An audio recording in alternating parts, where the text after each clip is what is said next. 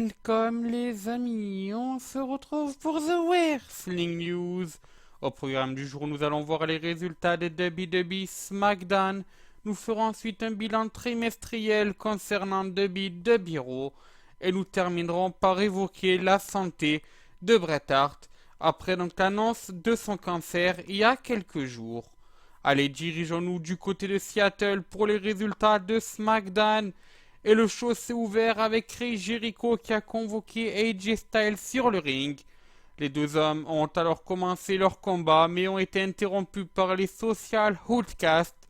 Nous avons alors eu un match entre Curtis Axel et Adam Rose qui étaient opposés à Chris Jericho et AJ Styles.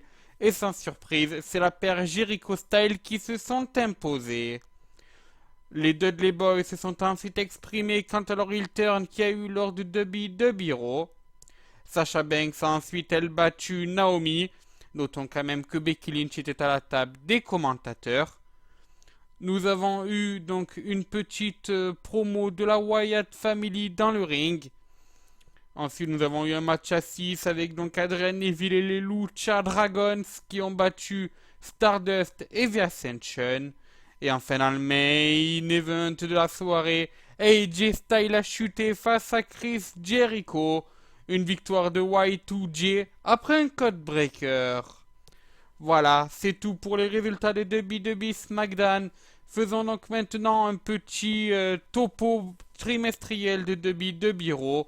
Car oui, ça y est, les chiffres sont tombés dans les bureaux de Vince McMahon. Une réunion a d'ailleurs été faite entre Vince McMahon et les officiels. Et donc c'est le moment de découvrir ce qui a été dit lors de cette réunion. Et déjà ce qui a été souligné, mais bien sûr ce n'est pas une surprise, c'est les ratings qui ont été très bas. Donc par rapport à d'habitude lors de ce trimestre. Ce qui, on a pu croire que ça avait inquiété Vince McMahon et pourtant non. Car Vince McMahon vient de se trouver rassurant et vient d'exprimer aux officiels que voilà. Les ratings des autres shows télévisés diffusés par USA Network baissaient aussi. Que les autres shows télévisés qui ressemblent à WWE Raw, donc à mon avis, ce qu'il voulait dire par là, c'est des programmes sportifs, baissaient aussi. Et que maintenant, avec l'explosion du numérique, l'explosion du WWE Network, il est de moins en moins inquiet. Il dit quand même que les ratings font le business, et ça on l'a vu, c'est depuis l'attitude d'Era que cela est le cas, que ça continuera à faire le business, mais que maintenant il faut aussi regarder du côté du numérique. Voilà, donc ça c'était vraiment pour les enseignements concernant les ratings. Et notons aussi qu'il a été exprimé que le WrestleMania, donc 32, qu'on aura, sera un très bon WrestleMania au niveau du plan créatif. Du moins, c'est ce qu'affirment les officiels et Vince McMahon.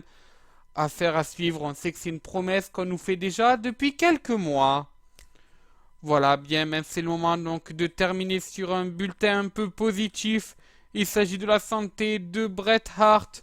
Comme vous le savez, le Hall of Famer de la WWE avait annoncé il y a quelques jours déjà qu'il souffrait d'un cancer et qu'il donc devait se faire opérer. Et justement, ben bonne nouvelle, il s'est dirigé à l'hôpital pour se faire opérer. Nous n'avons pas d'informations concernant si oui ou non il a encore donc des tumeurs cancérigènes.